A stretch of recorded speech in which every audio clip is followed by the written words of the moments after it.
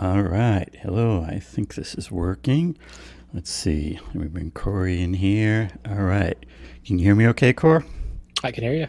All right. So I want to welcome everybody to our Forum 11. And yeah, bear with us. This is actually, believe it or not, our first live stream of actually doing this ourselves. We've done some clips and whatnot. And we're gonna have people showing up. So we already have one guest in the room. I assume Collin. I assume you're ready. We're gonna bring you in, Collin. Hey, how's it going? Oh, you're on mute, Collin. How you guys doing? Hey, all Good. right. How about you? Good. Good to see you both again. Nice to Collin see you. Radix-Carter. And here we're gonna bring in Reef. Mr. Reef. Hope we didn't get you so by surprise. No, you're good. Nope.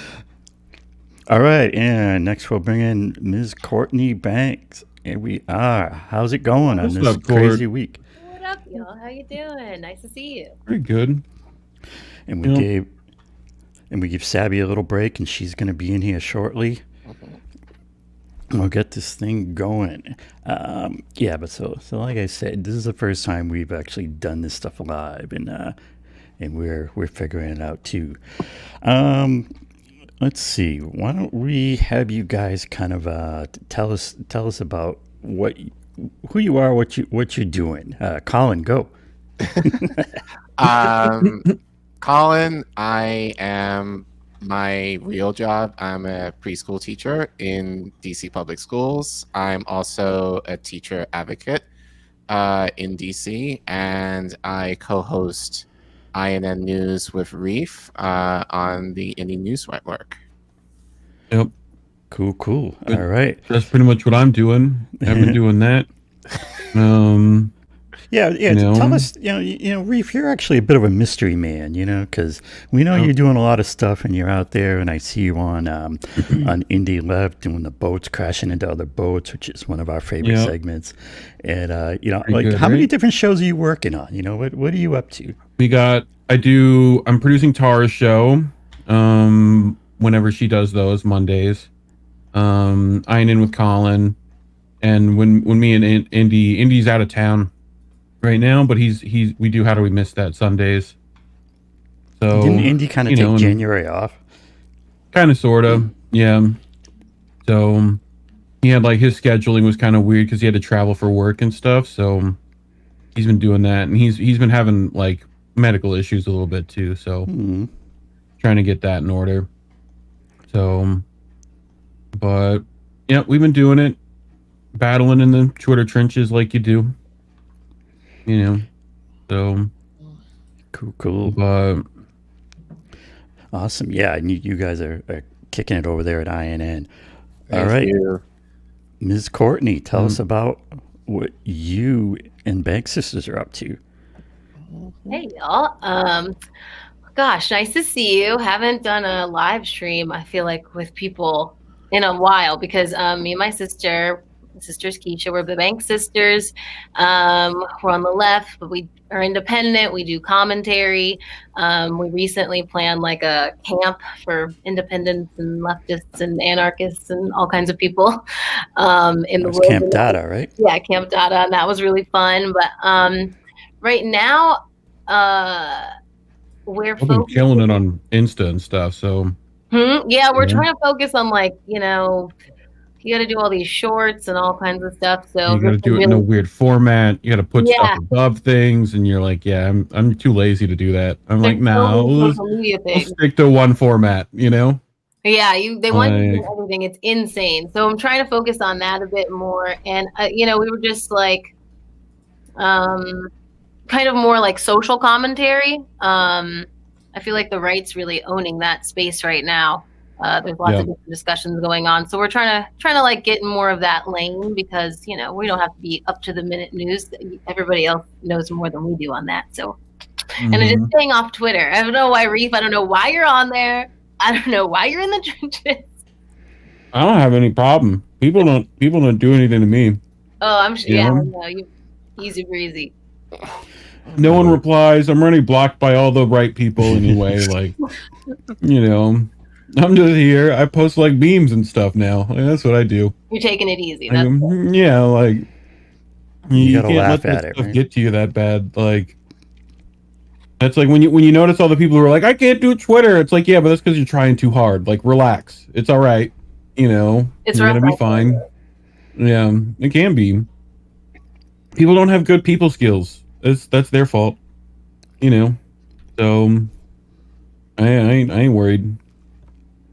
But, All right, and as far as what Cory and I here are up to, some of you probably seen me around. I help out with the Sabby Sab show, and Cory sometimes sits in there too. Sometimes it's Cory in the background. You don't even know it, but yeah, we're doing that. And Cory and I have also been doing some stuff on my channel here. This is the first live stream, but we were posting videos.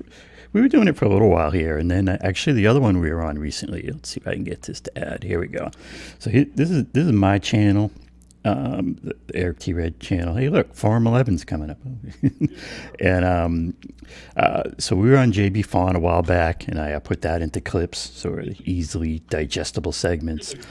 And then we did some things a while back with trying to hit some different topics, kind of some of the stuff we'll get into tonight. Yes, that's what we've been doing. I don't know if you have anything to add, Core. Either way is fine. Yeah, no, that's pretty good. We're also out here in Massachusetts, which is also where Sabrina is. So, we see us out in Boston and doing organizations that we can here.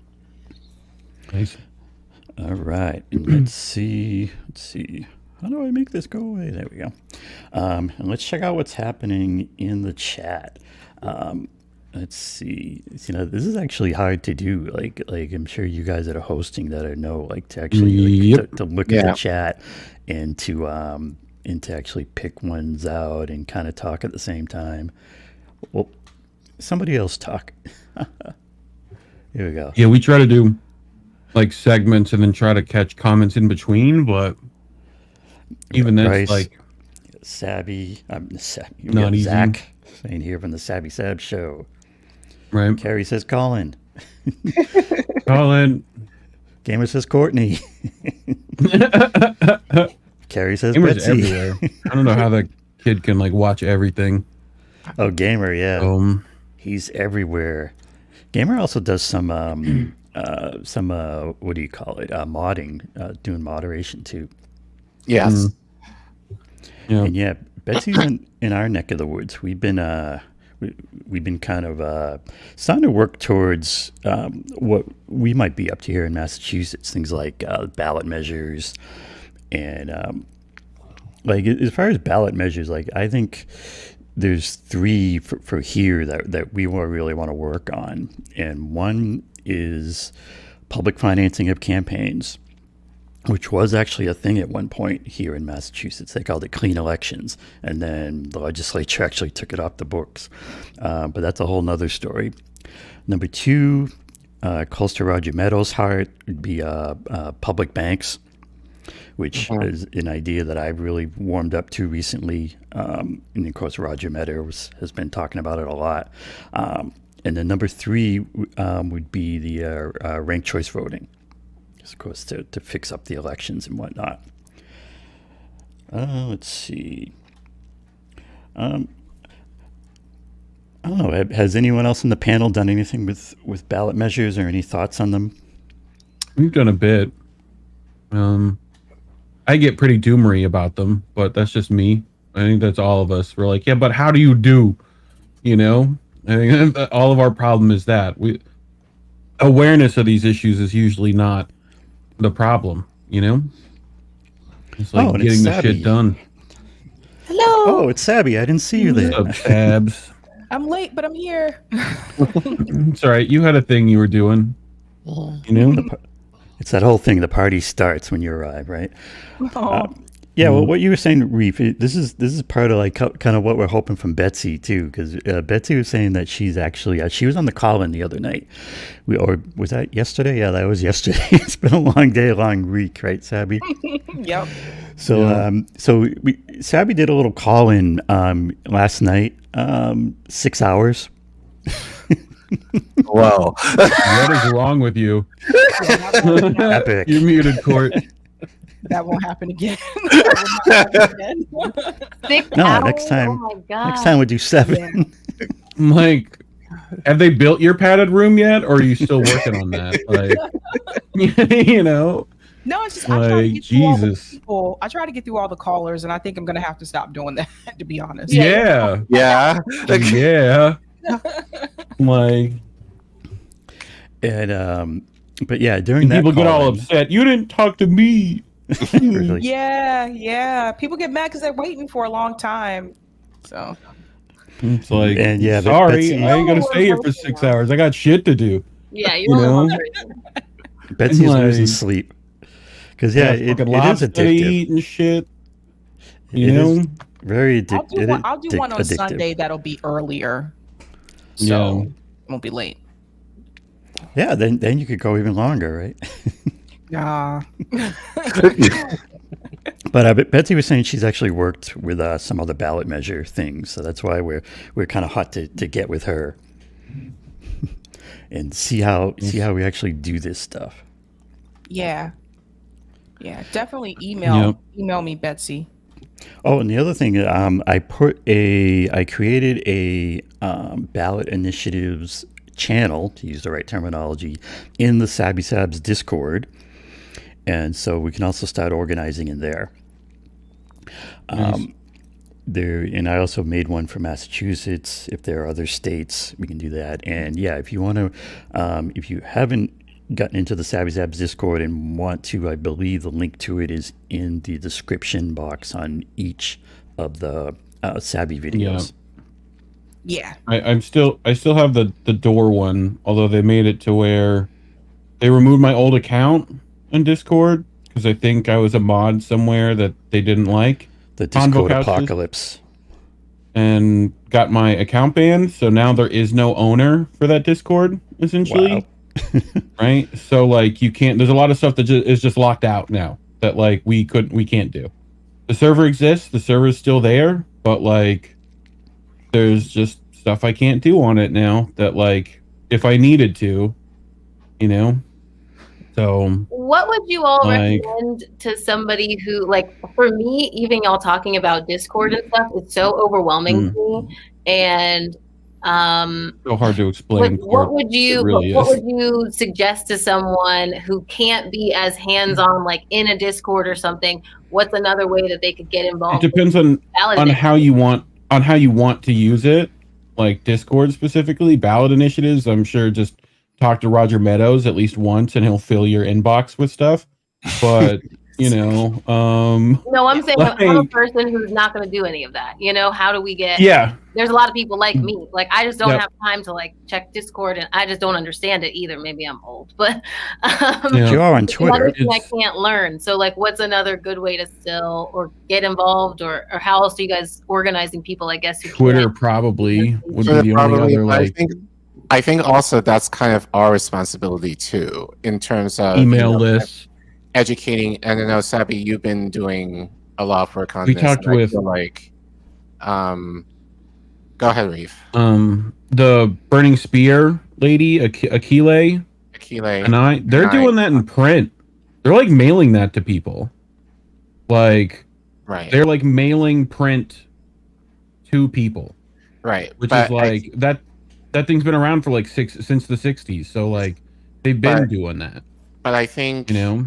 definitely independent media. I think that's more of our responsibility, you know, that we have the platforms that we're able to kind of communicate this to our audiences, and not necessarily, you know, I think at minimum just giving them the information, or at least having them have the awareness of this is what's happening in your state, this is what's happening in Yeah. your city. It's like you kind know? of need to pay attention to them. Right. So yeah, like you know, which is You can also nice also because we're do, kind of spread out. I was gonna say you can do email list also, just in Mhm. case somebody gets removed from one of those platforms. Because I've seen people removed from Discord and Telegram too. So if you have an email list, that way you still have a way to get in touch with everybody. And you're doing Yeah. it through Substack. Yeah, Yeah, I do my Substack email list through or- Substack. Yeah. So What's the Substack other helps one? because Mail it, Brew is the one Indy also uses, I think. mhm. Does pretty well. Andy's the guy to talk to for all that automation and email list stuff. Yeah, And he helped He me. knows way too much. Yeah. So Yep. Talking to Indy is always a good play. yeah, you can tell he's had about 3 gallons of coffee and sugar usually, but that's him. You know, like just wind him up and he'll go for 3 hours. So he'll be all right. I mean, I think I might be with some of the people in the comments here, like more of or what you were saying with the mail and email too. Like, Yipper's even saying like AOL message boards and MySpace and all this other stuff. Like that's my speed. So, I think that would be a good thing for us to focus on is like getting the people who also aren't as tech savvy or can't be as, hands on, like what other routes can we, pursue to get our message out there? Yep. Yeah. I think outside the box thinking is real important right now. Especially when they shut off just about every easy avenue. Yes. So I think that's a lot of the disagreement, quote unquote, of the left is that problem. Is like people not knowing what to do to get the demands we all want done. And like people continue to think electoralism is the way to do that when they clearly show they are not willing to move in our direction. Right. Well, it's not If to they're say that movable, they're movable in the wrong way. it's not to say that electoral politics doesn't work, but it's a tool, but one tool of many. Like you can't use a hammer to build a house. You need several. And I think really at this point, I think we've just been, within my lifetime at least, just been submersed with the idea of electoral politics that people don't know how to really organize and really do these direct action practices that my parents are like silent generation, so they were more used to that, but definitely like boomer generation, that's what they grew up doing. And now that's kind of dissipated since. So I think in a lot of ways we have to kind of return. I think in a lot of ways, actually, if our grandparents or parents, if they're old enough, are still around, really asking them, especially if they're of color, like, what were you guys doing, as far as this organizing that we saw in the 60s, 50s, 60s, and 70s? Like, there's just so much. Go ahead, Savvy. Someone brought this up and said that we need to look at what they did during the Harlem Renaissance. They said we need to go back and look at, like, they had like mail, like they had a newspaper, like a local newspaper. They used that. They had like flyers that they sent out to people. They were doing print, basically. The Black Panther newsletter, i.e. the Burning Spear, i.e. there's. They've killed a lot of local newspapers, unfortunately. And like my parents, even with their volunteering, just that they've done being Democrats this whole time, they noticed that in the last local election, there was no door knocking attempts by the Democrats at all, and the GOP, like we live out in a rural place, and the GOP, they obviously came back here and gave everybody a sign. And it's almost like we're missing those like simple steps that we already had.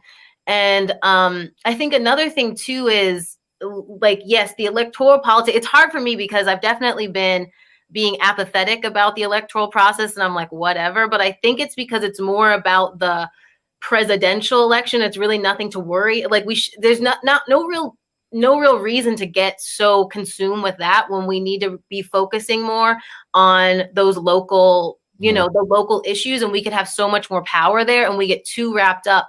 And so I feel like we have a lot of apathy because we see the presidential elections just being stolen, in many different ways, super delegates or, voter suppression, what have you. And it makes us apathetic about the entire process. And then we kind of forget about how much power we can have in this local, in our local area. Yeah, you have more bodies than they do at the local level. Like, you can be in those rooms, So what I kind of wanted, this kind of brings me to why I wanted to do this. I kind of, why I brought you all together, to name the murderer. No, that's Agatha Christie. But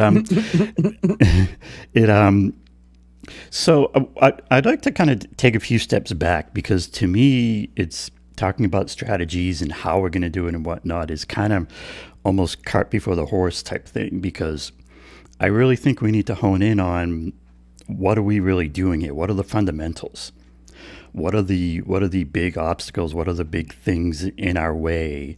And how do we overcome them? How do we deal with them? And so to me, this is why I come back to the idea of the demands and having a demands-based movement. And so in one case, I think we need the demands for the clarity to make it be the thing we focus on, not on the people, not on the parties, not on even the how, at least not for the starters, but on what are we really after? And if we're looking at the fundamentals, I mean, I guess, in my opinion, like the real fundamental problem comes down to the money. It's that whole thing of follow the money. And we've got, these vast sums of money that have just purchased the Congress and both parties and whatnot. And I don't know if you all have any feedback on that, but to me, that's core of what the issue is. Yes. I have a huge issue with this, and I think Nick tried to ask this yesterday with Marion Williamson, but like asking about what do we as working class people, when we've already given our money and then we've seen it misused, how are we we as working class people, I think we're just in such this terrible situation because of course we want to do something, and obviously putting our money somewhere in one place would be the best way, but we don't know who to trust anymore, and we don't know we don't have a clear avenue. So, if they're in the well, let me try this out on you. Doesn't feel good. Maybe it's time. See, we're all looking for, this leader or this group or whatnot, and maybe what it's come down to is that we need to be the movement we're looking for. Yeah, we need to be the ones, doing this and stepping up. Multiple Kwame Ture clips rolling in both me and Collin's head right now. He talks about you have to organize over what you're for, and that you're not going to have a Superman that only exists in movies. You're going to have to do it yourself, which we talked about before, looking at the demands. How many of these things can you directly affect? Right. I think awareness of the issues isn't necessarily the issue anymore. People can see the problems. Like a lot of us have been doing this for a while. We all know money in politics is terrible and should be dealt with. We all know healthcare is terrible. Justice is terrible. Like we all know all those things need to be reformed and cleaned up and better. I think making it to where that the issues are first is important. I agree. But like so what I would propose, one thing is that every time any of us or anyone on what we might call our true left, our real left, and we need to think about what we call ourselves even, but imagine if any time we called out these issues and said, okay, this thing's terrible, this is awful, this is ridiculous, which it so often is, we then always made a point of following it up with, okay, this is why we need X, this is why we need to fix big money in politics. This is why we need ballot initiatives. This is why we need, and you could go through the whole list of the demands basically, because I think, and let me know if you find if this doesn't hold up, but I think at this point, if you take any big issue, any big problem that we're talking about, I think you can find an item on the list of demands that addresses it, that talks about it.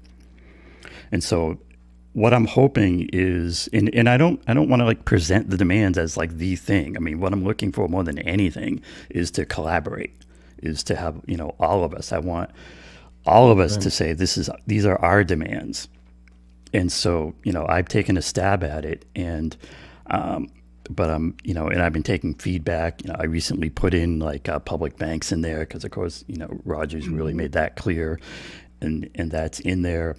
And so that's one thing that I'm proposing, is that whole concept of any time you call out an issue, a big issue, a big problem, that then you follow it up with, and we need to be doing X. We need to be, I feel like we all right, I'm gonna frame it in terms of 11 demands, because this is, of course, my thing and what I've come up with. But it doesn't have to be my demands. It doesn't have to be this list. It doesn't have to be 11. But let's put it in as a placeholder. So imagine that we are the 11 demands movement, And we have, the 11 demands list, the 11 demands strategy.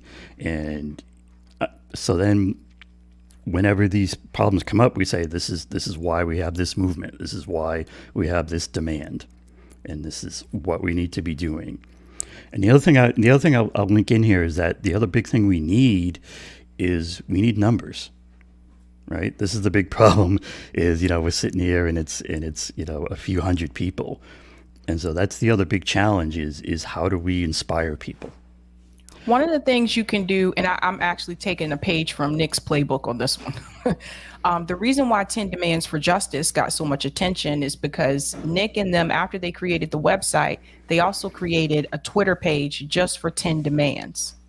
So that's another way to get the word out. Like if there was a Twitter page just for 11 demands, so people can see, what we're talking about, that will get more eyes on it, I think. Same thing, you can do the same thing for Facebook. So I would start with that first. But I think this is one of the ways that it was able to reach more people, is that 10 Demands has its own social media pages, and then it always refers back to the website.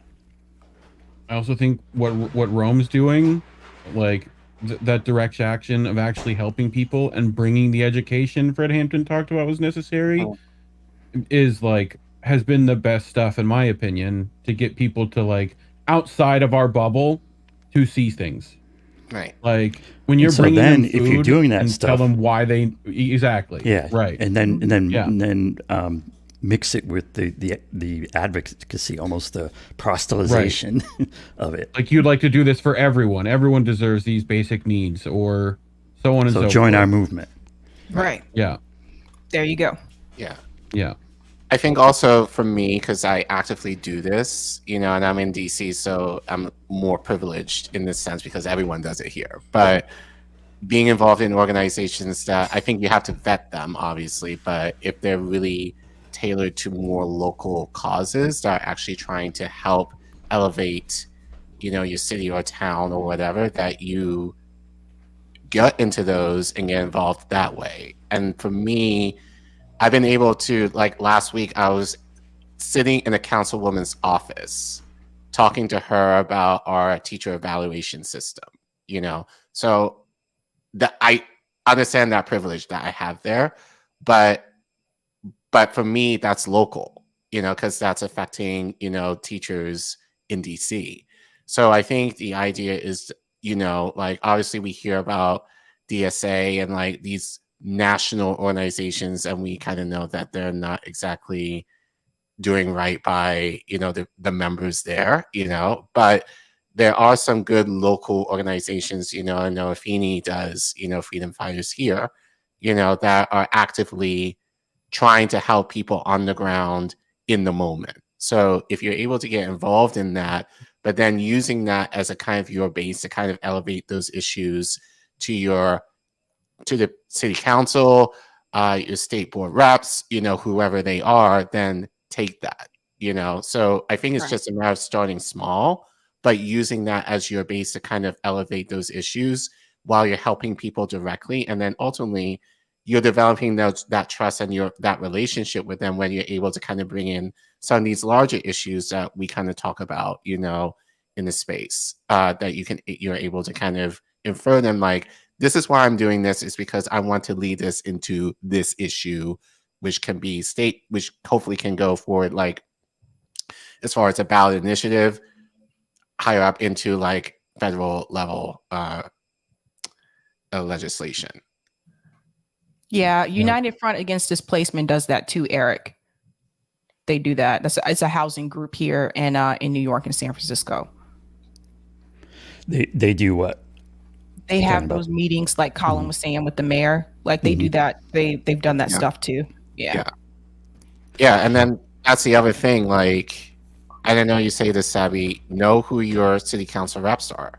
Know who your mayor is. Like, whenever they have a town hall, go. And at least minimum hear what they're saying, and then ask them questions. I think a lot of it is that we kind of sit back and just wait for other people to do the work for us, when it's like, you have to be the one that's active and doing that work for yourself and kind of getting that information for yourself. So where you can, or if not you, then maybe others around you, get that information that you're looking for. And if the mayor or whoever your leaders are in your town or city are good, they should be posting where they have their local meetings. They should be having town halls where you're able just to go to many times for free. So really that's no excuse for most of us that we at least cannot find out locally what's happening, or like using social media. And they do make it difficult. They can, but I think at minimum, you know, like know who your reps are, know what their platform is because ultimately they're going to need your votes, you know, in terms of these offices. So find out what they are and bet them, you know, at their town halls. Like I was just going to say they're usually in the evening. So for people that work in the day, like they're usually in the evening. I've been to a couple of those town halls. They can be really helpful. But all of that information, I know at least for Massachusetts, it's usually posted on the city gov, like on their website. So you'll be able to see the calendar and the events that are coming up. Right. Yeah. Now, I would say if we're talking about expanding an audience, I think another really important thing for us to do is not forget that we're also media, you know, and a big part of media is entertainment. And I think that the left sometimes like some shit's over my head. I'm not going to read a bunch of stuff. I'm just not. And there are a lot of people like me who are like, I don't have time to learn all this shit. But if we can get our personal stories out there, be entertaining, connect with even, you know, I know we all each, you know, sometimes cover more pop cultural things or whatever it may be, but you don't know what that story or clip might be that might draw somebody in. And then they go to your channel, they start seeing more. They're like, oh, this person's on the left or whatever. They believe in this. So I think like a bigger thing too is like the left, sometimes we forget that we have to meet people where they're at, and not everybody's going to know everything, and it might be too intense almost. It kind of sucks because it's like TYT and Hassan and all these people, they should really be, you know, bringing people in from that outer shell and pushing them to learn more and be more radicalized, but they're obviously not. So I feel like something that we have to do is be that as well, you know, and be like, yeah, being on the left is cool. Like, and we have discussions and we have conversations and, you know, just not forgetting that entertainment element too. I think we've got to encourage people to get in on that so that we can stay in the conversation. Even things like we see rallies, the numbers like behind the scenes. Like we can tell what people are watching and what people aren't. They're not watching the educational like 45-minute article read where we went deep into a particular issue. They're not. They click the force the vote video. Like that's what they do. Reef mentioning, and I screamed this at the rafters, like I did a force to vote clip. That was our most viewed clip on the channel. I got 100 subs out of nowhere. Right. And and like, why? Like, and we've done other stuff that were you riding Jimmy Dore? Which is kind of like, no, we weren't. No, we weren't. Like, you know, and I didn't expect for that to catch the fire that it did, especially since everyone else was talking about it, but it did. I mean, it helped us get monetized, so I'm happy for it. But at the same time, it's like we've talked about other more pertinent things that barely get any views at all, and it's just kind of like I was screaming at Reef and Indy, like, this is so annoying that this is the case. Like, you know, like, and I get it. That's what YouTube favors, but at the same time, it's like, it's maddening that like people are not necessarily looking for, and I don't want to, I shouldn't, it's like, we're not saying that that's not also important to cover either, because in some cases it is, but like, and it's not like we're not making the other stuff as entertaining as possible either. Right. But we can clearly see the less priorities are a little off. Yeah. You know? Yes. That's actually what the algorithm like pushes out. It pushes out those types of things on the homepage, because even the labor videos, like every time I do the labor ones, those never get as many views as like something like force the vote or something like that. Especially if you're going to talk about actually doing something there. Right. Those are the ones that don't get seen. Right. what I was going to say is like rallies, like that's a big way to get the word out as well. Yes. Like this Rage Against the War Machine rally is Yep. going to be huge. There's a lot of attention. So like, yeah, that's the way to reach a lot of people as well. Like there could be a rally where these 11 demands are part of the message. You know, it doesn't have to be just 11 demands rally, but it's part of the message. Well, and speaking of labor, with people like, Smalls, we've talked about this on our channel. They're not doing those direct action things to get people to organize. They're just trying to do like the rallying and gaining the support that way. It's a little like backwards. It's like the people who are doing the work aren't doing the other part of it, and the people who aren't doing the work are trying to do just the promotion. It's a little weird, but maybe that's just me. But like, I don't know. No, it's not. I think, and I've said this, it's like I have trouble doing certain rallies and all this if it's not like near you. Like often I ask, okay, now what? Where do we go from here? And what do we do with that support? What do we do with this energy? And I just feel like it's just the event versus the process as to what is going to culminate from that, or if it's something that has been in progress in light of proper organizing. Like I feel like certain rallies should be the process in getting to the goal rather than the goal itself. It's just, we're just going to put out this thing, so not to say rallies I don't want to knock them, but like they have their place. But I think we do have to wonder, or question sometimes that if it's just a rally just for the sake just of gathering people together and not necessarily building out of that or having that stem from something, then for me, I just kind of have to be like, for me, it's just kind of almost a waste of time. Well, there has to be a next step. Like I think when I was talking to Misty, I think this Rage Against the War Machine rally, I think they have a next step.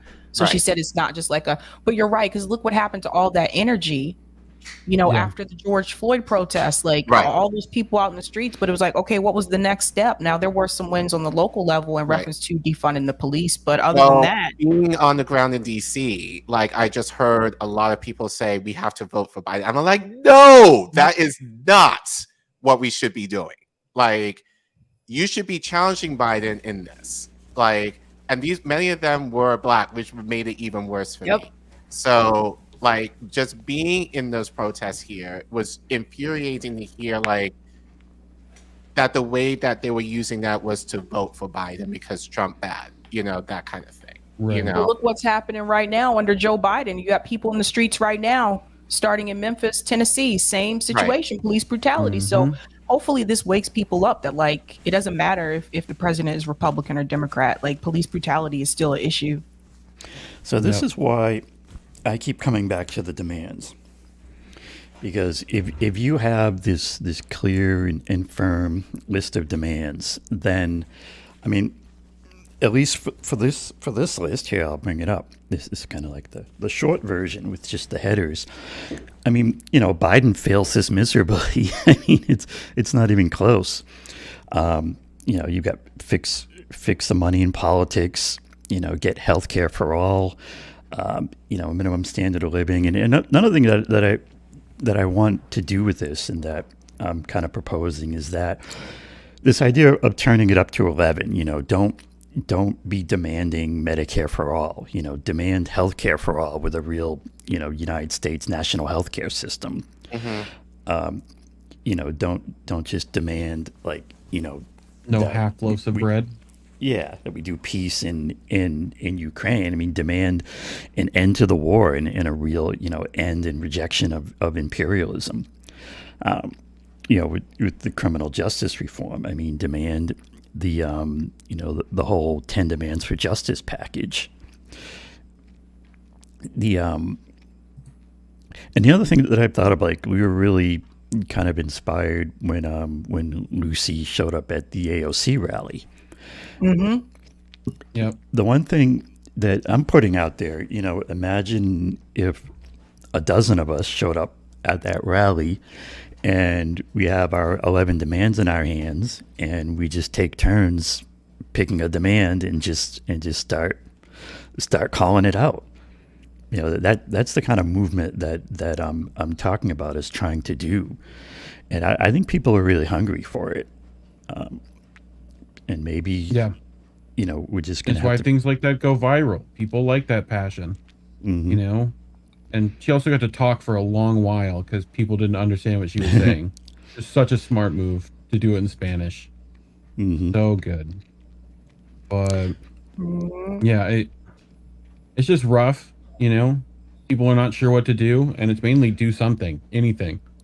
Like that's pretty much the answer we keep saying, So It was good that Lucy had a call to action, like something to actually do once Yeah. you said, because I Yeah. think Yeah. like exactly what Collin's saying. It's like, I think so many of us have put ourselves on the line, or put in money out there, or, whatever we've done. It's like, if we do something, it's, you want there to be, a firm result. result, or at least goal to know, like, okay, we presented XYZ. So I think like it's that passion and motivation for people, yes, wanting to do stuff, but like needing the direction and making sure the energy's going somewhere and being received by something. Right. I think it's just a matter of getting those little wins where you can.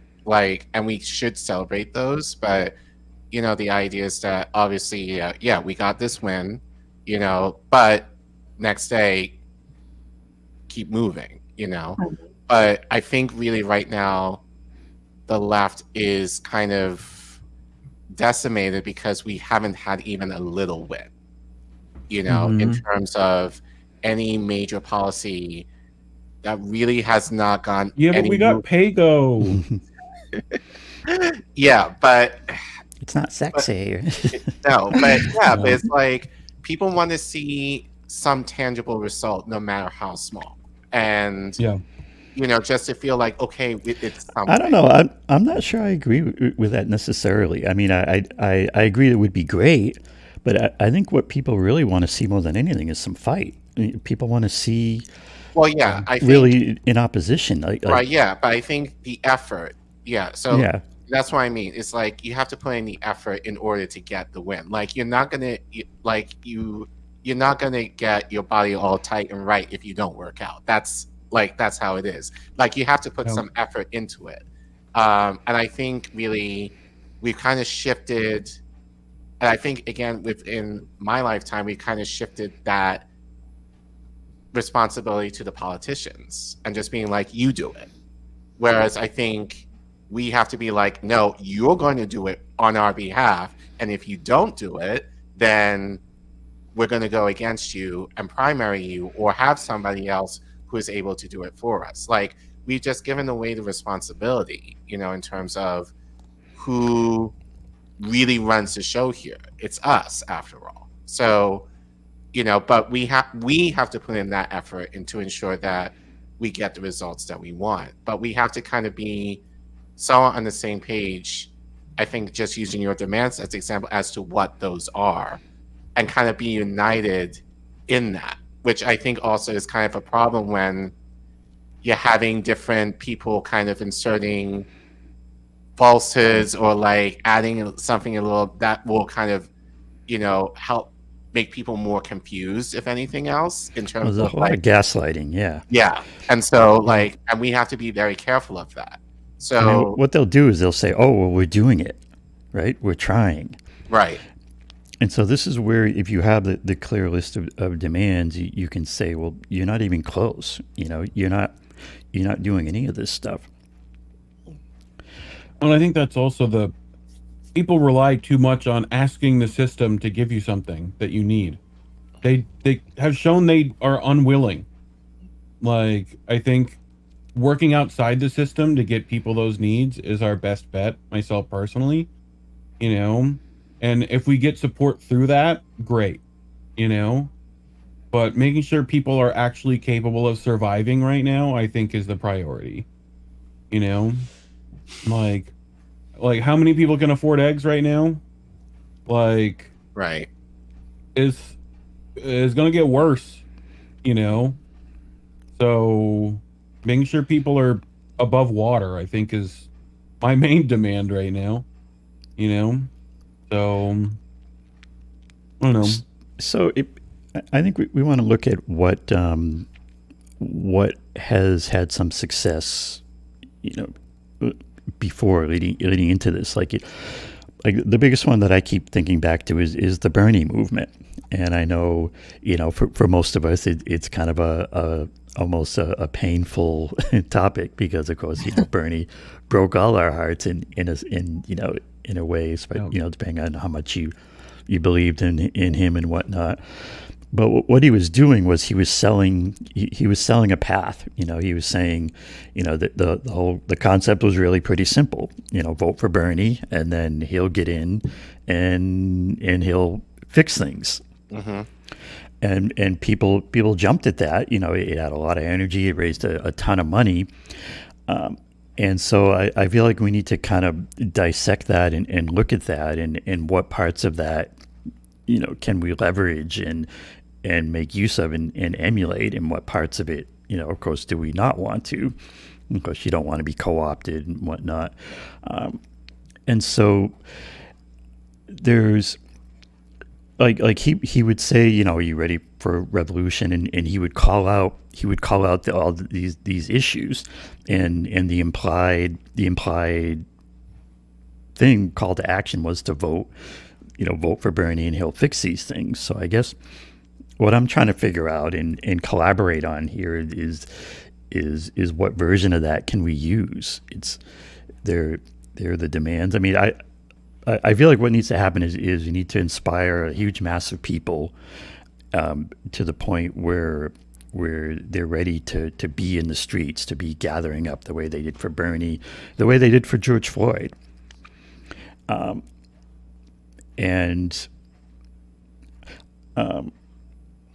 So I don't know. What do you guys think of that? You can organize people around the whole inflation issue right now. Yeah. A lot of people are upset about that. I feel like you guys aren't gonna like what I have to say, but I do think you need a leader. Americans are too propagandized to just be like, oh, I should do what's best for my neighbor and myself and take a chance. Like, people will not do that. We are run by celebrity. We are run by clicks and likes, and like they've programmed us this way. So, I mean, I do feel like we need people who are willing to run and actually be aggressive to, you know, both of these parties, because we've seen it on the right. I mean, whatever you say about Marjorie Taylor Greene or whatever, like, she went in there and got a lot of shit that she wanted, didn't she? And the right has more than one. Yeah, and a lot of that started with her galvanizing locally, and she really has a lot of support locally. And so I think, you know, with us doing the media part, it's going to take people who want to get involved, who need to, like, you know, obviously we've only really got like one person, I think. Hopefully, you know, what Josh was doing to what's the party that she's starting, or is it a party or a movement? It's more of a Workers Strike Back. Workers Strike Back. I mean, she's incredibly inspirational, and I mean, like, honestly, like, that is something that we need, because people kind of do need a direction. But it couldn't just all fall on her. Like, we need multiple of that. But you notice whenever Kashama speaks, she never speaks in terms of herself. She always speaks in terms of her organization. She always calls out social. Mm-hmm. I don't do anything without basically the advice or the guidance of Socialist Alternative. So, and when we had Akile on Wednesday, she kind of mentioned the same thing. She does not move or do anything without basically the council's agreement. Of the council's agreement. So where there's more where there's a leader that there isn't like one. There has to be more than one. Of course, you can have the main one, but you should have others who are able to kind of. It's too easy to co-opt a single leader is the issue. Right. It's too easy to control that narrative that way. When you have more than one, it's a lot harder. Yeah, I think what's needed is more of a movement, of an organization that is operated democratically, and ideally, what happens is the leaders bubble up from that, and they're chosen democratically, and and maybe there's some version of that maybe we need to invent. And that's a lot of the people who would be good at doing it realize that their efforts are better suited outside of that system. Outside of which system? The electoral one. In that well, I'm not regard. proposing electoral though. No, I know, but it's like with a not movement, directly. that movement has to have an end to change the system enough, which, to get that, you kind of have to work in it, but it's the way I would propose to try to do something like this is you start with the demands, right? You have these issues and they start with the demands and you kind of grow, the actions can kind of grow from there. So like I'll bring up like the first one, that I always come back to is the money, because we all know that the money runs everything, and you're gonna have to deal with the money. Like when you're talking about the big money, excuse me, the big money interests and the banks and all that, and the billionaires and the mega corporations, they're running this by flooding, DC and really governments at all level with tons and tons of money. So I feel like, and I'll be interested in everyone's feedback, but I feel like the real core of this has to be the money in dealing with the money. And so I feel like at the federal level, you really need to start talking, seriously about a constitutional amendment to fix this stuff at that level. Because right now, if you get something really good in terms of campaign finance, it can go to the Supreme Court and get struck down because they're going to say, well, money is speech. You can't regulate that as speech. If you're reining in the corporations, corporations have the same rights as people. So I'm wondering, I'll throw it out there and for feedback. What do you all think about the concept of making one of the core planks of what we're demanding to really make that constitutional amendment happen? Sure, I would agree to it. If you could get that to happen, it'd be great. A part of me feels like it'd be easier to find a rich person and convince them to do the right. I mean, honestly, I feel like that's what we need, because yes, that's a great tenet for us and goal for us to continue to work towards. But it is, and this is one of the reasons why I just don't trust any of these streamers who actually do make money, because I don't see them reinvesting that money into leftist media spaces or having small get-togethers or rallies or whatever it is, But that's really what we need, is like, the left needs money and we don't have it. But I think Bernie had money. We were able to. We could always fundraise. We were able to fundraise for a couple things. Like we were able to fundraise for like JB's housing. Mm-hmm. Like, and I think that was like $5,000. Like we could do like a fundraiser, and that's what Misty and them did for the Assange rally in DC, and that's what they did for Rage Against the War Machine too. If people will support actions if you put them forward, which is, I think it's important to remember having that people are hungry for this stuff. People are, dying both, metaphorically and literally out there. This is why Bernie blew up the way he did. People don't remember when Bernie started his first campaign, nobody knew who he was. You have to, it feels funny now, but yeah, he was a senator and they knew him in Vermont. I only had heard of Bernie because, way back in the day, I remember listening to Al Franken's Air America show going way back. Oh, man. And he would bring on this weirdo senator, Bernie Sanders. But, he was a fringe candidate. And why did he take off? He took off because he was calling out the corruption and calling out the billionaires. And you have to mobilize. I think he was right to mobilize the young people. Remember, Bernie Sanders went to a lot of colleges to recruit mobilize the college students. That's another space, I think, where another area group that we could hit, because I feel like a lot of the younger people, they don't put up with this stuff, especially if you're talking about climate action. They're passionate about those things. Right. Yep. And it's why the CIA and FBI make frequent trips to many of the Ivy League schools. You know, And I'll put this out there and even challenge my lefty friends a little bit. I don't think we talk nearly enough about the real core of this. You know, the billionaires, the mega corporations, the big banks. You know, I think we need to be calling out, you know, the source, that top 0.1% versus the rest of us, and calling out their corrupt, their corporate corrupt, you know, warmongering ghouls that populate, you know, our Congress and our whole system. That's an issue that I have, and this is more of a critique with Chris Smalls, if anything else. Like, he's calling out Jeff Bezos. Jeff Bezos is not the big boss per se. He's just a symptom of the larger issue in terms of the big banks. And Sabi, I know you had that pyramid. That has been very helpful for me. I'm going to show the pyramid. You know, in terms of about that.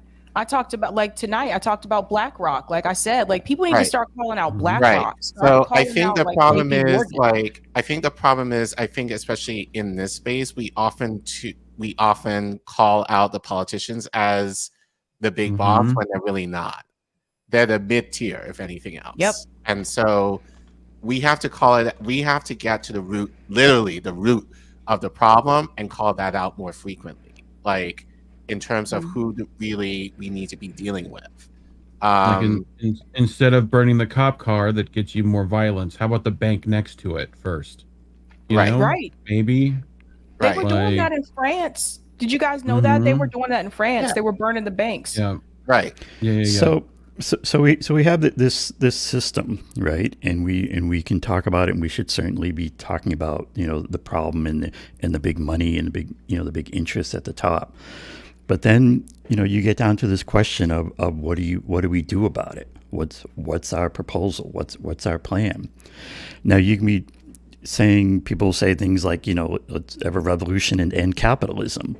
And I mean, I'm all for it. I mean, I think we can do much better than capitalism, but, you know, we don't have the end capitalism magic wand. And if that happens via some kind of a messy, violent revolution, you know, there's a whole lot of people that aren't going to make it. It's, you know, it's not a great plan, in my opinion. It may not be a plan we have control over is the issue. Right. How long have we been unheard for? You know? Wait, Eric, hold on one second. Can you go back to that? Like, what do you mean by that's something you don't want? Or what is not? Well, the problem is the carnage, that if it gets that messy, and we're really talking about, you know, the collapse of the civilization kind of as we know it, of like, you know, but look at the American Revolution, for example. Like, I don't think we think about this enough, but like, there was carnage there in order for white, like, pilgrims essentially to gain freedom. Like, revolutions are messy, and but the issue is we have to be prepared and willing. And this is something that my dad tells me all the time. It's like, and knowing his life, it kind of makes sense, you know, how he is the way he is that sometimes you have to, when it comes to a revolution, you have to be willing to risk your life. Bernie wasn't willing to do that. The squad are not willing to do that. Bernie wasn't willing to risk his career either. Well, that's what I mean. Well, you can kind of correlate the two. You know, like, he wasn't willing to give up his access, his prestige, his position for the benefit of the people, and neither are the squad.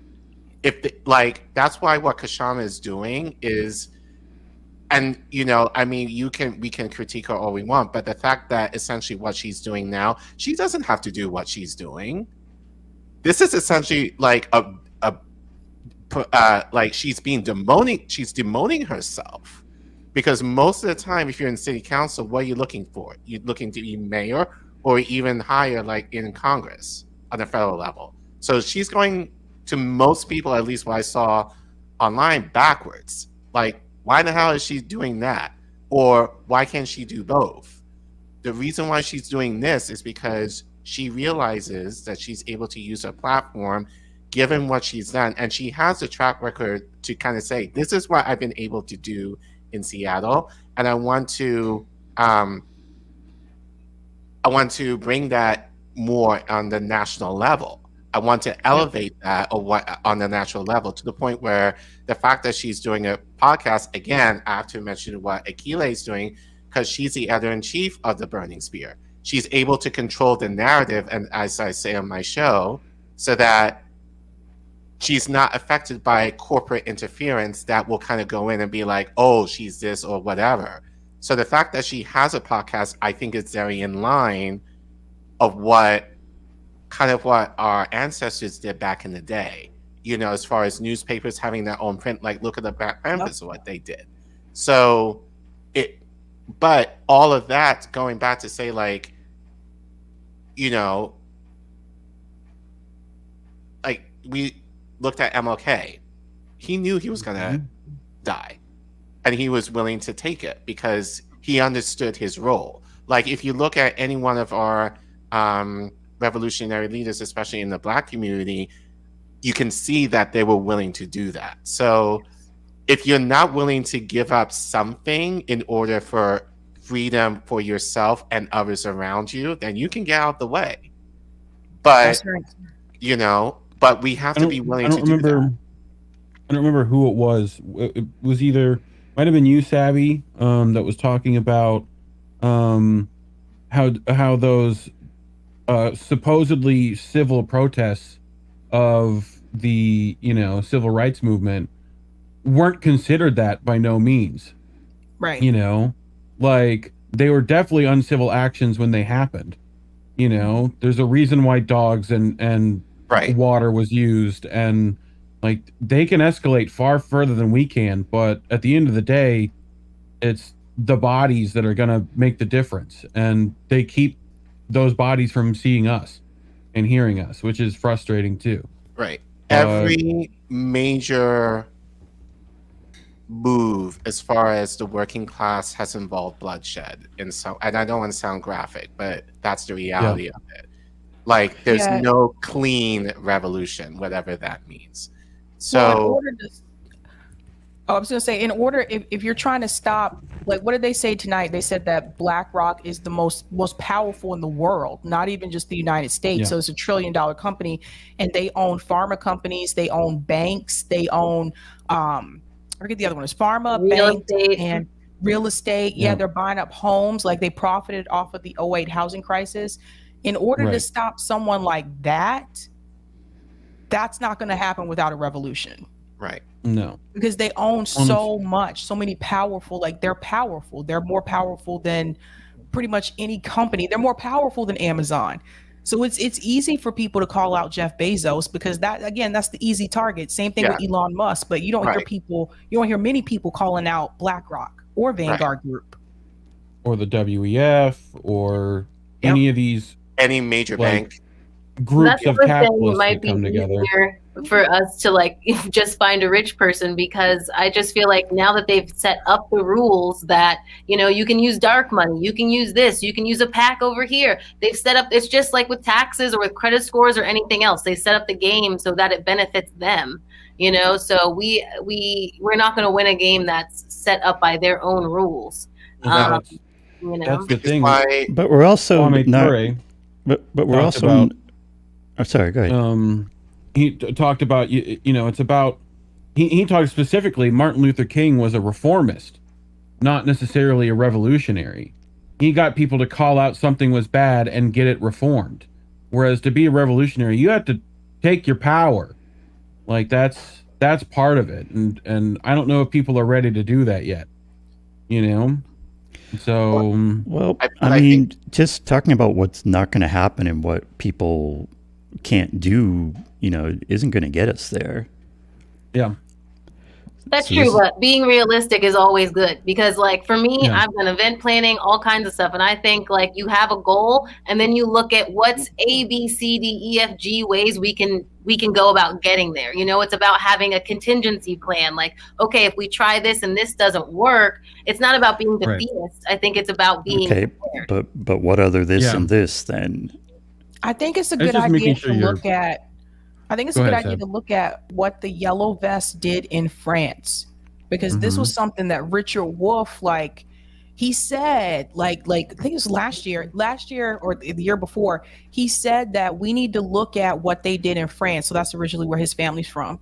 We need to look at what the Yellow Vest did. They rose up by like the thousands, and they were like, nah, like they hit the streets, and like I said, they burned the banks, like everything, and they got their power. They got what they wanted. Yeah. But he said that he doesn't understand why Americans haven't already come out in the streets by the thousands now. I mean, they're in the streets Yeah. right now because they tried to raise their social security or the retirement age, right? And they're in the streets now about that. Mhm. You know, I mean, I think a big part of it too is we don't have that safety net of any kind of health care. So it's just so hard for us to get even people to take that risk. You know, I think that's a big thing.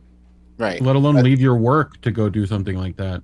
Right. You Well, know? they said, Claire Daly said, I asked her, why do they get so many people out and we don't, like in the United States, we struggle to get as many people at the protests and stuff like that.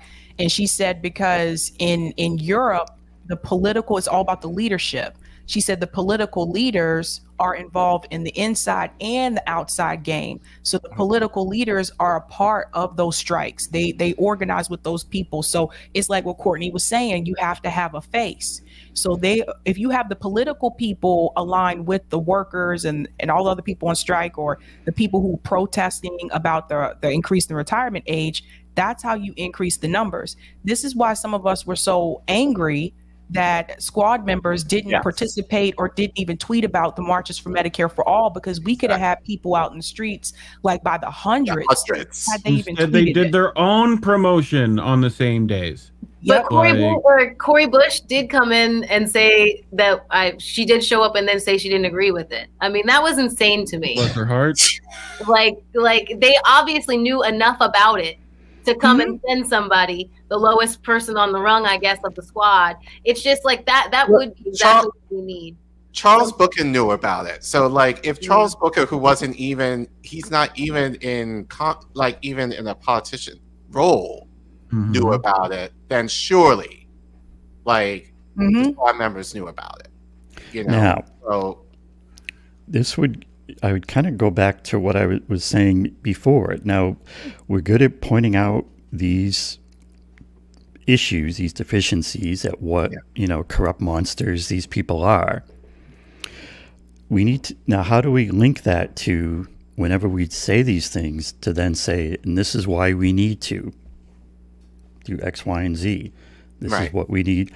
This is why everybody needs to join the 11 demands or whatever it is movement. Right. This is what we need to be getting in the streets over. This is what we need to be organizing mutual aid and direct action over.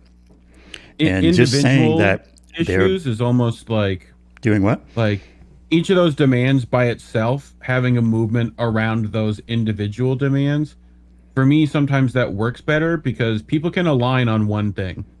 It's difficult to get people to align on multiple, It's like you might garner more support by doing a justice reform action than an overall fix the planet action, maybe that's just me, but I feel like those tend to work a little better when you have direct demands of a exact thing that you can bring to people, For instance, like I would like to end wars. Okay, cool. We'll have a rally for that. I'd like to free Assange. Great. Let's have a rally for that. The problem is it's not really working right now. I really think we need to start kind of stepping back, looking at what are the fundamental issues, maybe re-examining our priors, as they say, our prior assumptions, and thinking about what would be something different. What can we look to organize? I think though that's the key as to why we have to look locally Yeah. at some of these issues. You have more direct engagement there too. I think one, direct engagement, but two, can you pull up the demands again, Eric, just so I can look at them Yes. again? All right. Because I want to try and relate it, if I can, to something, you know, is in terms of something locally that. So Well, I mean, one thing is like ballot initiatives. You know, that's Right. a pretty Yeah. local thing. right, and so like if you scroll down a second, I just want to see. Yeah, let me give you the headers list if you want to. Okay, yeah. So that's bad. Good. So like just looking at this real quick. And not to interrupt you, but I just wanted to throw in too. Part of this is keeping it simple, keeping it direct, keeping these things as But I think something like criminal justice reform. I should have made these clickable. You know, I'll for have to work on example, that. like for me in DC, that's a big issue. You know, so like, so for me, like some of these, you know, people are not necessarily going to get all of it, I think, as far as the federal level, but I think the key is kind of making it more relatable. So, you know, on a local level, so that people kind of understand it, how it impacts them directly. Like, And having those things like we've talked about, inmate strikes and support for that, and things where they have direct power they can use to get demands met as well. Right. Like look Like at it's Cop one thing to have City. the demand. Right. Yes. Cop Yep. City in Atlanta right now. Like, that's a huge thing. As I said, Yep. basically, it's like a stadium, like for cops, basically. Like that's what it reminds me of. It's that's basically Built like in a state protected state of the forest, art, yeah. like techie, like police facility. You know, so something like that. You know, and given what happened, you know, just what we reported on this week about Cop City, that kind of helps to kind of shape the narrative in terms of like, you know, defund the police or police abolition and all of that. Like people on that level will kind of get that more. So a Tallahassee kid from a Tallahassee Food Not Bombs organization has to go to Atlanta to do essentially what he must to protect what he feels is, and he has to lose his life over it. You know, like that's what they feel the need to control. Like that's kind of where you should be. Like that's where I would walk into, honestly. That stuff. So if we take a step back, and again back to like the fundamentals, you know, there are these things that we need to do, we need to have happening, and so the question is, why aren't these things happening?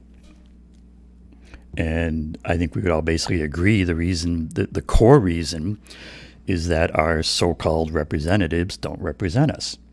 You know, they represent the money, the big money in politics that runs things at every level, whether you're talking about the federal level or the state level. They work for the money. They don't work for us. I think also, as a teacher and thinking and having thought about this, we don't teach our children what is possible in terms of, we don't even teach physics. I mean, civics. I said physics. Like civics classes really anymore. Like I never took physics. I never took civics in school at all. Like I had history, but like never understanding how government shapes what I'm doing, how it affects me directly.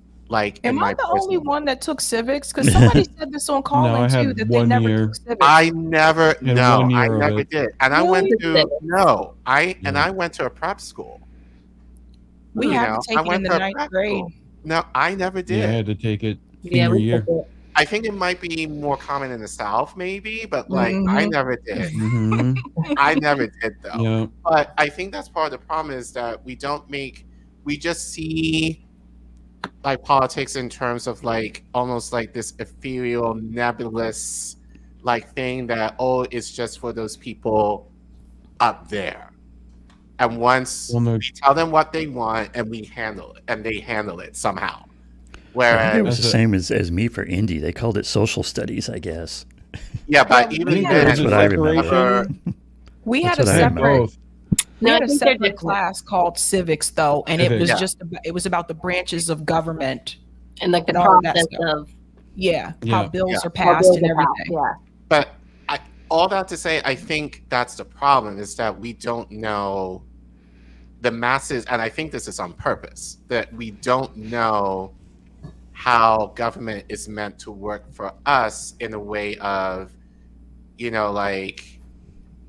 like I just did this, I just did a clip on CRT, and like part of like what DeSantis is trying to remove from the curriculum, from what I understand, is activism. Mhm. Why would he want to do that? Like people calling that, oh, it's a dog whistle, but like I feel that's a larger problem of they don't want people to know how to go against the establishment.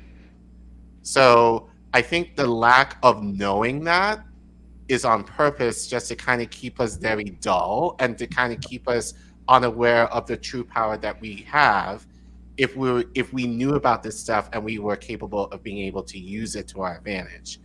So I think about that a lot in terms I think that would be good to use what you're saying, and a good actionable thing to do would be like writing letters or making calls. I know that is small sounding, but only a few of those things actually do move stuff. And I learned that from like somebody else's live stream, like somebody did, like Katie Halper did, like, we're going to call this representative, here's how you call, here's what you say. And that really helped because I had never done that before. So I mean, if it takes us also doing it, and showing people how to do it, and that it's tangible, like what you're saying, like you are the person who can do it. Yeah, right now I've been asked to write an op-ed in relation to teachers here in DC. Hopefully it gets in the Washington Post, I'm hoping.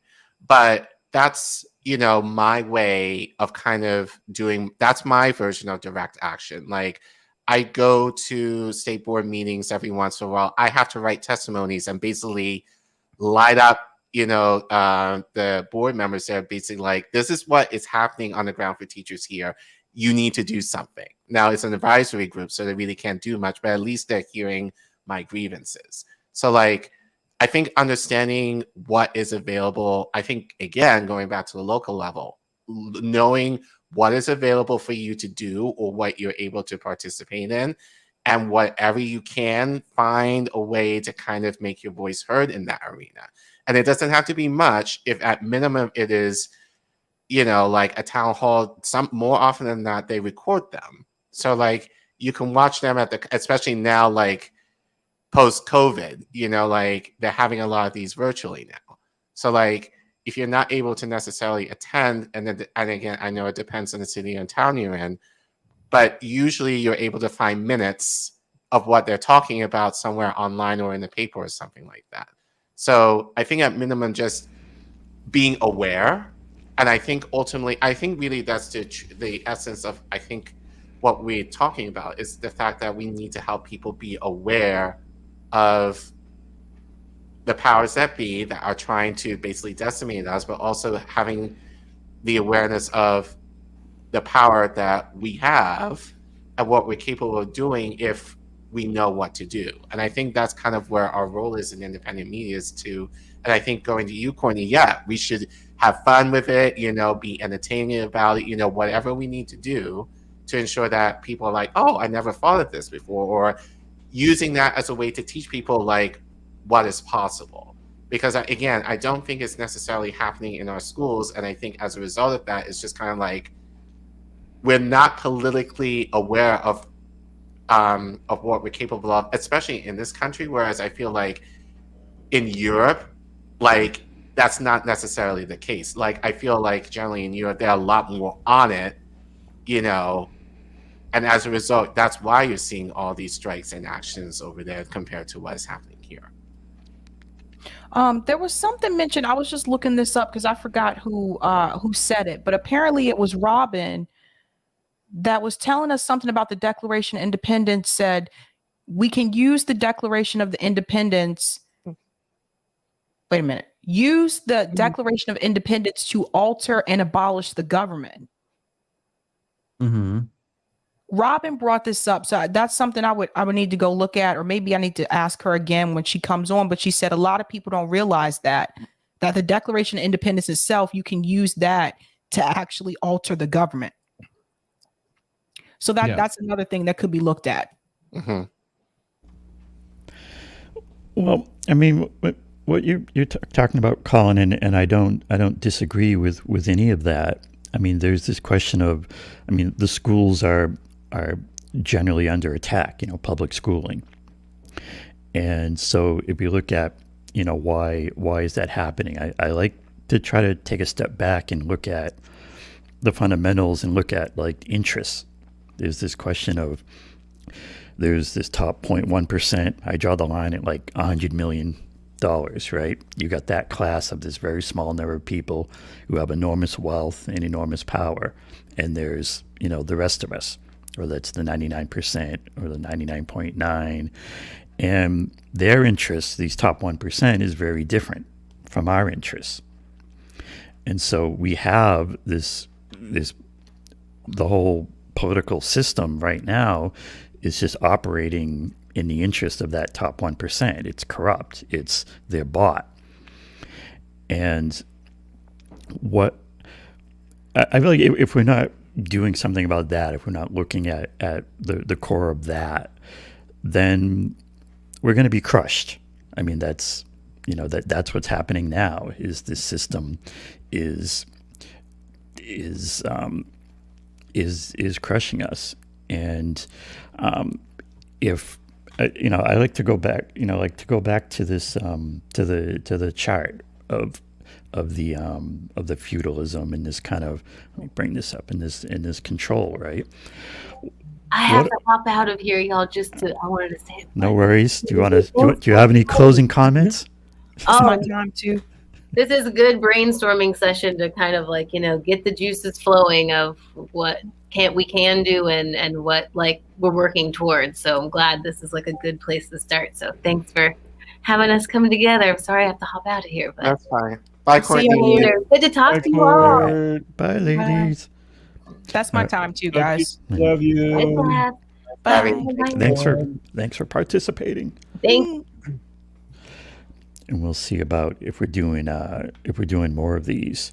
But let's see. Well, just to finish this point, and then we can see what we want to talk about, or how much more we want to do after that. But I guess what I'm thinking about is like, what do you do about this, right? You have this line of control from the bankers, down to the whole thing. And to me, like, there's a point of potential attack, a point of weakness here, basically between where the money is in these elites and the elected officials, because they're paying them off. That's where the corruption is. And so I feel like that's where we need to focus on is the money and what to do about it. And that's when you get into these issues like amendments, like ballot initiatives to stop that money flow, to at least interrupt with that money flow. And, ideally just get that into the mentality and the corruption and just making that corruption become politically toxic. Yeah. I mean, Collin, talk about you do have to have concrete demands before doing any of these actions. So, I think having those and figuring out where you can strike at that Death Star, is super useful, so we're always looking for that. But there's an air vent somewhere, I hear. Yeah. I mean, I'm glad we're having this conversation because this is something I've been thinking about a lot. It's just kind of like, we know what the problem is, but how do we address it in a way that is tangible, but at the same time, like really gets to the root of the problems that we're having in this country, that we're able to have some type of change that benefits the working class, so, and I obviously we're not going to have the answer tonight, but I think these are the conversations on the left in particular that we need to have, because if we're going to have any hope in terms of having any progressive legislation passed, in our favor at all, then we have to get on our game to kind of, and I said this, I've said this on our streams, like all through last year into like the new year, like this should really be the time where we kind of, as you said, Eric, we need to kind of take a step back. We kind of need to regroup here and kind of figure out what our plan of attack is now, because obviously we know Bernie, the squad, basically every politician is not going to do it for us. But funny enough, they say that we have to organize. Like AOC said herself, they're not doing anything because when they're forced to, and like they have like that. Basically, when they have to be forced their hand. So the question is, how are we going to do that? And if we're not having those discussions at all, then then it's kind of pointless to kind of, I just feel like that's where the conversation should be versus, and again, I really don't want to talk about Marianne Wilson, but since she's like the hot topic of the week, like I think it's okay to kind of mention her here. Like, she really hasn't said anything in my mind that really convinces me that, that she's actually going to do what she basically didn't say anything really in terms of what she's going to do. She basically even said like she wasn't going to fight. She said, I'm going in to hope to fight. I hope to, push back. Like, nah, like we're not giving you money. We're not supporting you in the hope that you're going to call out Biden. You're going to do it. Otherwise get the fuck out of here. So especially on those demands that we expect you to meet, because they definitely aren't. And if you're not willing to say that, why are we here? Yeah, well, I mean, you can tell Marianne's fake from the beginning. I mean, because she's really not calling them out as corrupt. I mean, it's really pretty, there is this basic litmus test at this point is, are you calling out people like the so-called squad as corrupt corporate warmongers? That's really like the language that I feel like our left, is using and what we should be hearing from anyone that we're going to consider supporting. Yeah. And, and this whole idea of that, these Democrats and whatnot would be co-opted. And so it can get into things like getting in the streets, like showing up at their town halls, and being ready with that list and getting difficult about it. I honestly feel like what Lucy did, I think, shout out to her. Like, and she got a lot of press. She got a lot of press, but I think she got a lot of press in part because she was like, I'm going outside. I'm going to enroll people to vote independent. If you want to do that, meet me outside. Like it wasn't just her yelling. She actually had a demand.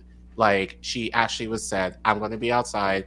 I'm going to enroll people. And it's funny. And I know Sabi mentioned this. If she was here, she would have said this, but she was talking about Ukraine. They let her talk. Well, it was Spanish.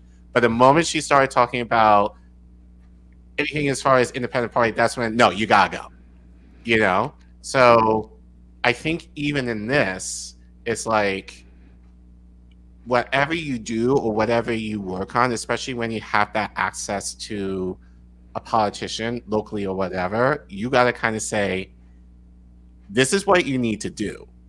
This is what we'd like you to do. Otherwise, we're going to do this.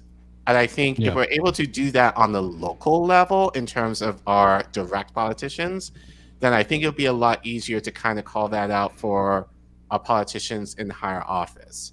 But I think that's kind of where we need to kind of begin. I think this is something very simple that I think could be initiated on locally. I think it may have to be tailored to kind of figure out, like, depending on the city or town, what will make sense.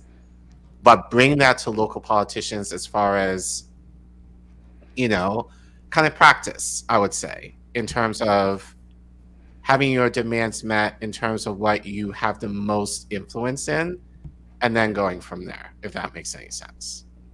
Yeah. Like focusing on your demands and less your label. You know, you talked about at the beginning, we don't even know what to necessarily call ourselves. And there's a reason for that. Because labels are subjective and can be easily used to co-opt and change your messaging without you being in control of that. So the less labeling you do to yourself, the better, in my opinion, you know. So labeling yourself for a demand, a lot better than labeling yourself as part of a team. Right. So, like when I met with the councilwoman this week, I was like, this is what I'm proposed. Like, I just kind of said, you know, the issues, but then I was like, this is what we would like. And I said what my demand was, you know. So I think we need to get into the habit of, yeah, air your grievances all day long. Absolutely. But then be like, this is what we're proposing. This is what we're asking for, you know, so that they know, oh, you actually want us to do this. It kind of forces their hand a little bit to kind of say, you know, and they might, you know, give you lip service or whatever, but at least the demand is out there, you know. You're giving them something to shoot at. Right. It's here. You can shoot at it if you want. You're probably gonna miss, you know. So I don't know, but yeah. I guess I'm trying to propose that we think bigger. You know, that we think in terms of how can we inspire the kind of numbers that we really need to make something real happen here. And so I guess that's what I'm trying to do by having a list that covers a lot of things that, because you have the potential there to say, you know, this is what we stand for. You know, this is what the whole movement is. And like here, I'll throw up here kind of, you know, the idea of the 11 demand strategy is, you know, you start with your list, you know, you embrace mutual aid and direct action. You don't push them off as being scary or not something, you know, that's a direct part of it. You confront, you know, every candidate and you say, you know, are you with this, you know, or are you not? And I feel like I feel like we want a movement that is, in a sense, is in demanding, you know, that is in your face, that is saying, you know, either you're on the side of that top 1% or you're on our side on the whole.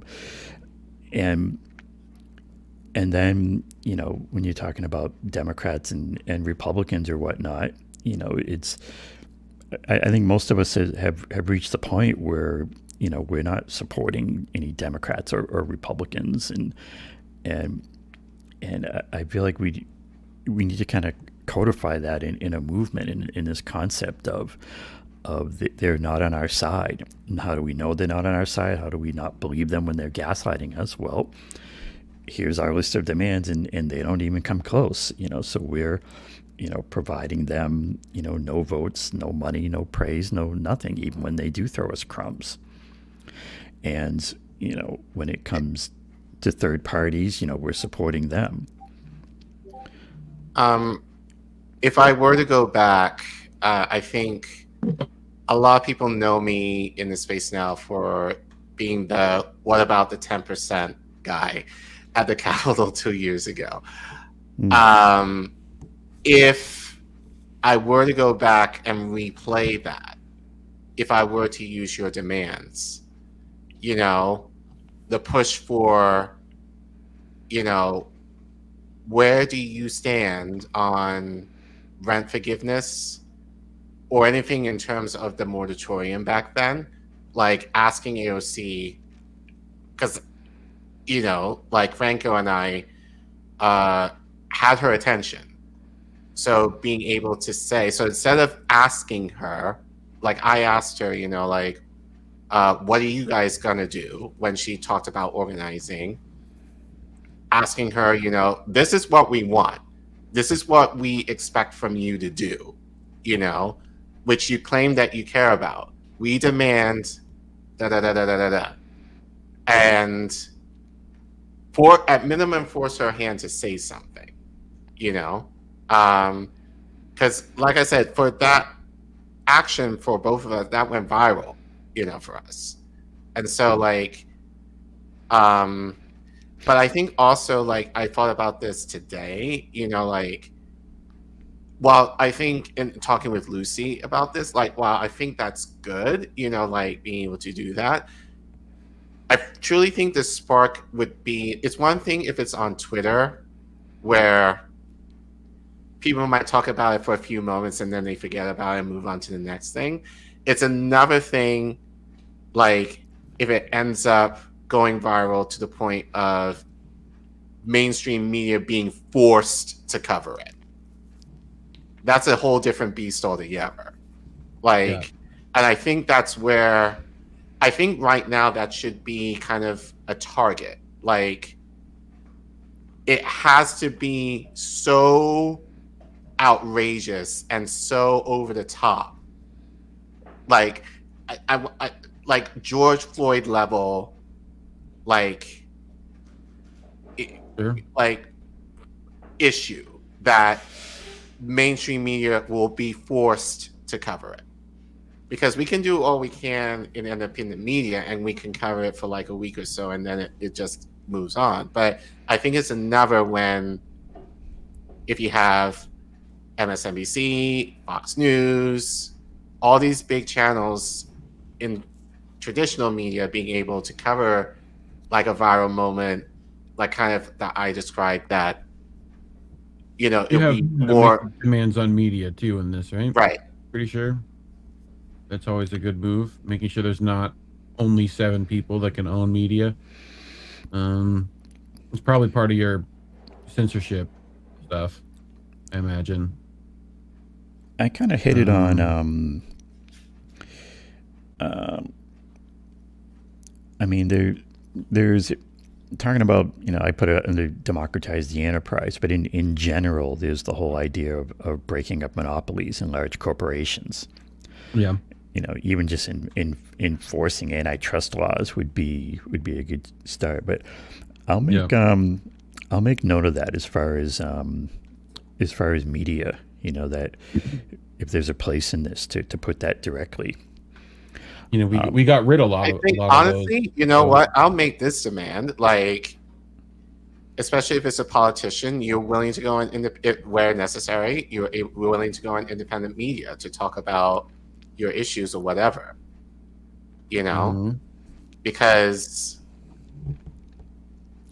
So I guess what I'm proposing is that we have this kind of a left movement that's really more militant, that's really more oppositional to what they're doing, that really treats them as the enemy. And I guess the other thing I'd put in here is that, you know, imagine if whenever we're doing these actions and we do manage to get some attention like Lucy did and whatnot, imagine if there was this 11 demands or similar demands-based movement that person was calling out, saying, you know, I'm a member of 11 demands for real democracy, and you're not meeting any of them. And anyone who's interested in this, go to 11 demands and see our demands and join our movement. And you could be going down the list of demands and you can be calling them corrupt. But I feel like what's missing is this thing that kind of brings it together. If you look back to the Bernie movement, there was, it started really small. I mean, it was really just basically him in front of a microphone announcing his campaign. I mean, back in the early days, and it built up and it snowballed. And I would contend the reason it built up and it snowballed is because he was very clear in what he was doing. He was talking about the 99%. He was talking about the working millionaires, people. He was calling out the billionaires. Yeah. What did he say? The billionaires and the large corporations. And the top 18.5% of the 1%. Right. Right. And people were hungry for it. And, right. But I just remember this, and I think this is not talked about too much, but Bernie's media arm for the time was beyond what everyone was doing at the time. Well, he also So had he was TYT, Democracy Now. Like he had he was in yeah. So like the media arm of his campaign was ridiculous in a good way because they were able to, and I think because he was trying to tap into the youth who are more involved in social media, like that's what he was able to kind of tap into to kind of reach them directly. And then obviously like it's also those demands that he had, right, like were able to do that, not necessarily him. And I think when we get into this stuff with politicians, it's a lot easier if you, and I might get flack for going down this road of like sticking to demands of the working class that affect people's livelihoods, as opposed to that like personality / identity of individual politicians. And are they bad people, good people? Are you going to do what I need you to do? right. Like that's and commentators too. Are you going to talk about what I need you to talk about? You know, so like that's my thing, and it makes it very easy for me to make decisions off that. Like I don't have to think about the part of it. Are they doing what I need to? No, then I'm not for you.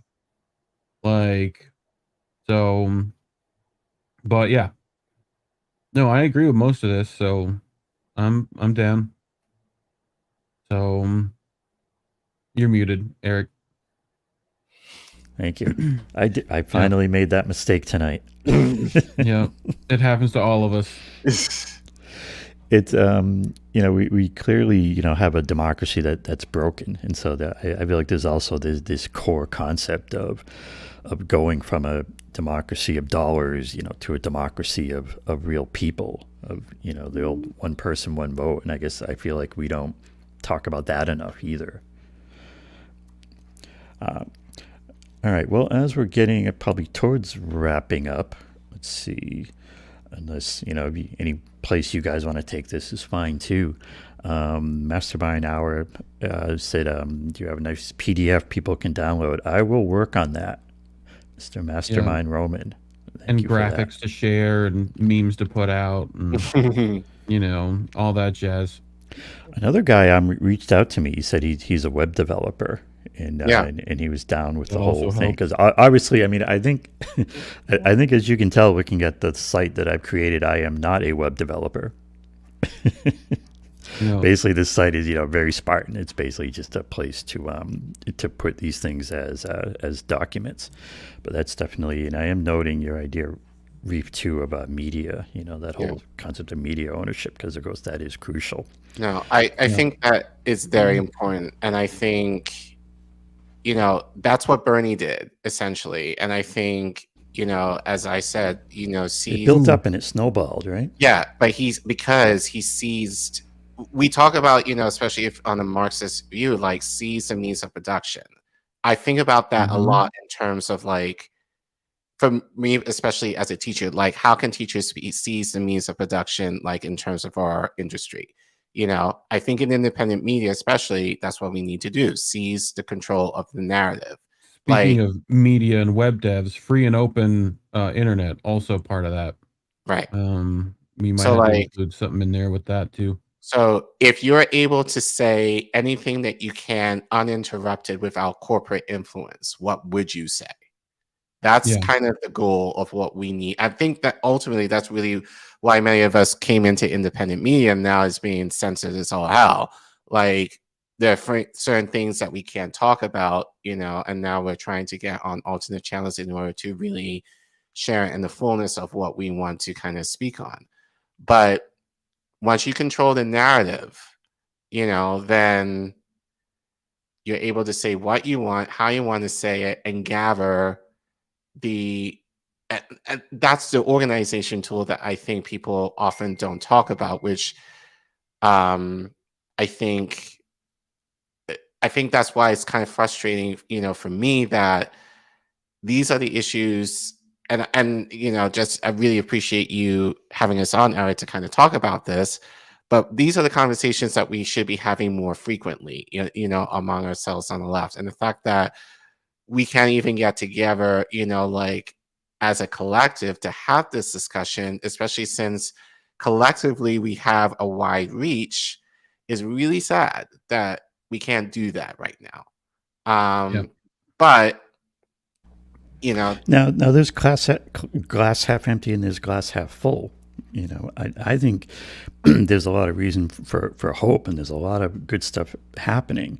And this little corner of the left, this little corner of the left is small, and relatively small, but it's there, and there are people watching this. There are people, and its priorities are pretty clear too. That's my thing. Like, I don't mind that it's small if our priorities are like. That's what I'm working on too, right? Yeah, with the demands. So, I feel like we're doing a lot of this. We're already doing the right things. A lot of us, everyone that was on this panel tonight, I feel like has their priorities in order. So that's why I invited them. And we definitely have these conversations frequently. So if you want more of that, I think you can always go to indienews.network. As always, you can find our stuff there. All the links to all the members of INN, me and Collin's social media, and the channels themselves. If you want to go there and find that, indienews.network, real easy. Okay, commercial over. Go ahead. Yeah. No, I was just saying, like, Reef, Indy, and I is usually the three of us who talk behind the scenes, and we have these conversations all the time. So I think really, like, and Reef and I, at least on INN News, we try, and I know Reef and Indy usually try to have these conversations, like in terms of our show. But I think what will really be amazing is that if we have it, really shouldn't be like, I don't want to say secret, but it shouldn't be so isolated within us per se, or just, in terms of our shows, like this should be an ongoing thing where if we do this often enough that people are able to kind of be a part of the conversation. Like, again, just kind of talking about Kashama, what she's doing, I tell people is like, don't just who and ha, like, she shouldn't be doing this. Like, engage her, talk to her, and I think she seems to be the type that is willing to have those conversations freely and open, especially like to independent media, where she's willing to come on different shows and have people ask her certain questions that they may, have concerns about. I think she's very open to have those conversations. It seems to be like she is. So I think that's what we need to be doing, especially with our audiences, is, engage us in these questions, but having a forum where we're able to have these conversations, so we're able to kind of start thinking about what our next steps are, and then kind of do the work in terms of whatever organization actions that we need to do, that we're able to do it.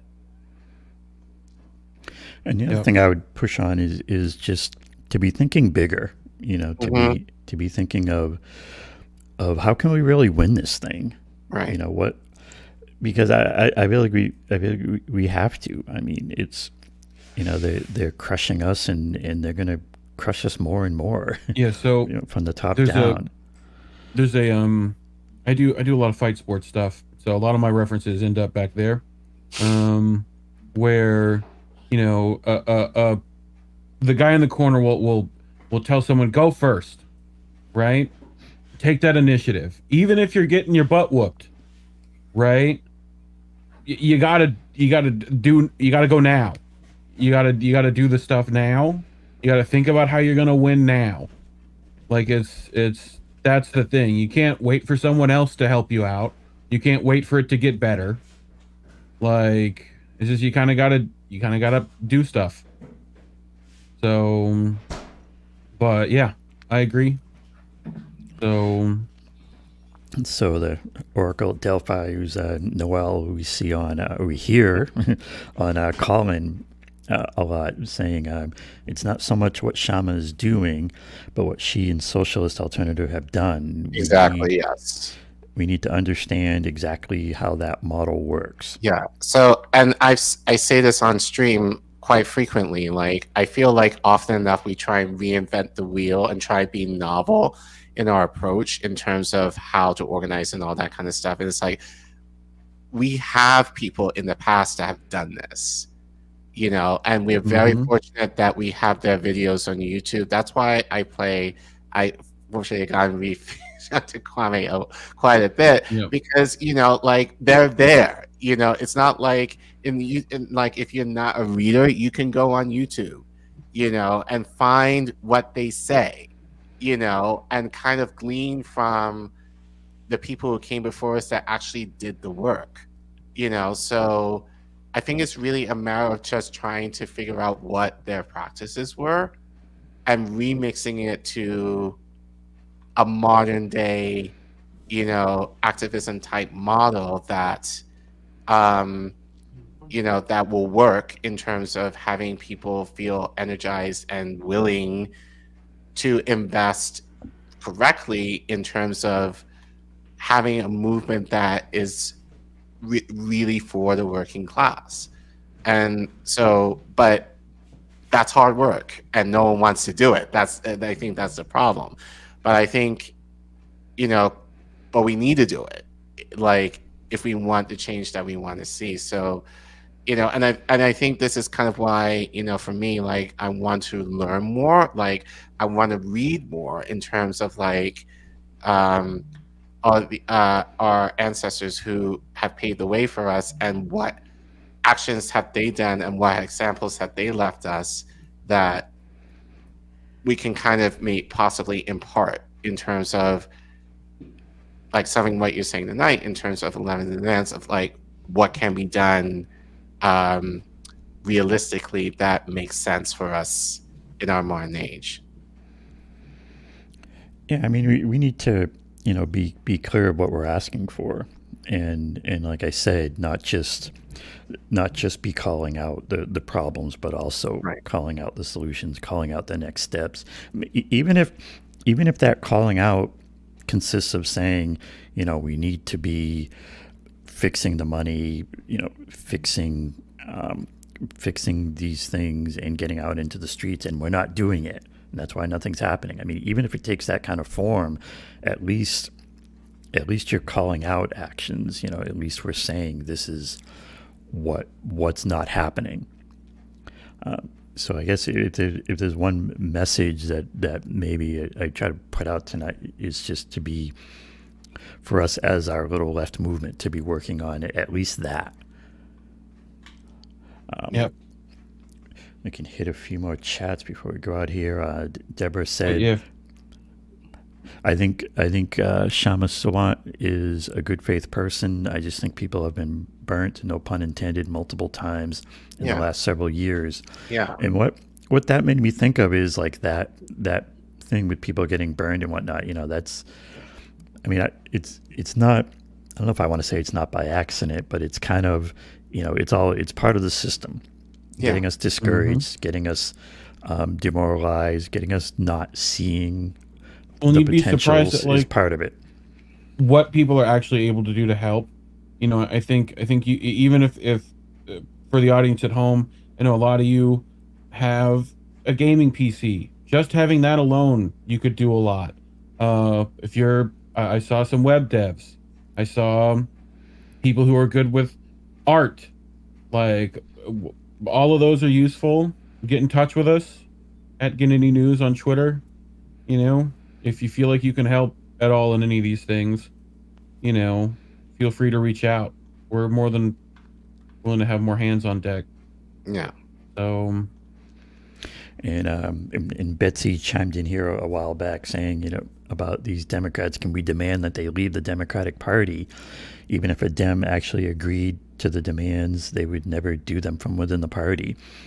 And yeah, I mean, I think that's definitely a pretty easy demand, starting point. That, well, both parties really. Yeah, of course, right. Yeah, it's that whole, I know. I do that sometimes too. Like I'll even write out a comment and I'll say, Democrats are corrupt warmongers, and then I think, well, they're going to think I'm saying Republicans are good, so I have to put in Democrats and Republicans. And Republicans. Or the duopoly. This whole bit. Our show, Ina News, me and Collin do usually around 9 p.m. Wednesdays, Eastern. Tara reads usually at 10 Mondays Eastern. Jesse Jets, what, Tuesday, every other Tuesday, At 10 p.m. Yeah. How do we miss that at 10 Sundays when we're doing that? Do you have the So, schedule I got some posted stuff. somewhere?